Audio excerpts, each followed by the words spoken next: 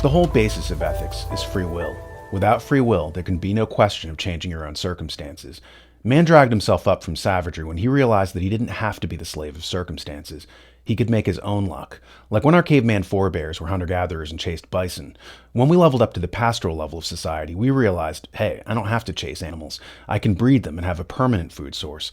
Thus they herded goats and cows. They leveled up even more with farming. Instead of being the hapless victims of nature, man could alter his environment and wring resources from what was previously wild jungle.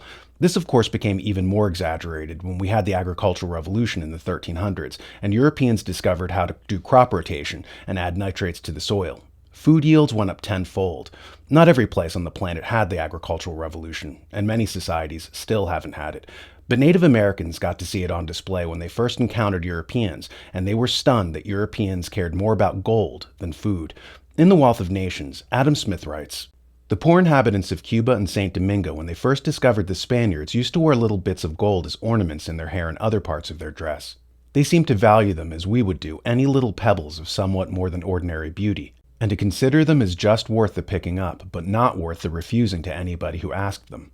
They gave them to their new guests at the first request, without seeming to think that they had made them any very valuable present. They were astonished to observe the rage of the Spaniards to obtain them, and had no notion that there could anywhere be a country in which many people had the disposal of so great a superfluity of food, so scanty always among themselves, that for a small quantity of those glittering baubles, they would willingly give as much as might maintain a whole family for many years." For the Native Americans' part, they were far more preoccupied with the food surpluses the Europeans had. That was wealth. The natives had never seen so much food production, given the fact that they were hunter-gatherers and hadn't yet gone through the agricultural revolution. The Europeans had gone through it in the 1300s, so to them, tons of food wasn't a big deal. In fact, the vast amounts of surpluses actually diminished its perceived value. But the Native Americans had it right, which Adam Smith agrees with. Money is not wealth, says Smith. Money is merely a unit of exchange to receive wealth. Wealth is arable land. Wealth is potable water. Wealth is a bushel of wheat, and so forth. The Spaniards in the 1500s had confused an abstraction for a reality. Corporations are still doing this today. They're not looking at natural resources as wealth. Instead, disastrously, they in many cases will pollute a river to generate more monopoly money. They'll overlook the wealth of a forest to swap it out for the Zimbabwe bucks of fiat currency.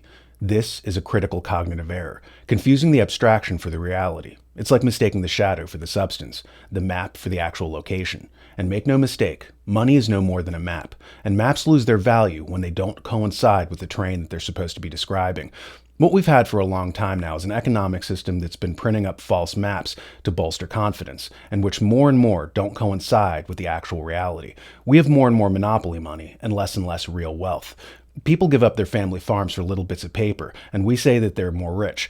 In fact, their wealth has decreased, like Adam Smith saying that the true metric of society's wealth is how many children you can have. If you can have 9 children, then you're wealthy. If you can only afford a cat in your tiny studio apartment, you're not wealthy. But we're told through the magic of GDP metrics that we're all much richer than people were 100 years ago, because more of us are locked into the money system, when in reality, we all have less actual real wealth than our grandparents. Conservation, among other things, is about reminding ourselves what real wealth is. The arable land, the potable water, the breathable air, the resources that are the true basis of our prosperity, the non-toxic environment that doesn't compromise our fertility with chemicals and pollution. Conservation helps us snap out of the trance of abstraction and gets us back to basics. In our next presentation, we'll explore the wastefulness of systems that get bogged down in the abstractions. The New American Magazine is now on Locals. It's a for-pay platform for like $5. It gives you access to extra content and allows you to support your favorite hosts. As I said before, think of it like throwing some coins into the cup of a street performer. Check it out at thenewamerican.locals.com.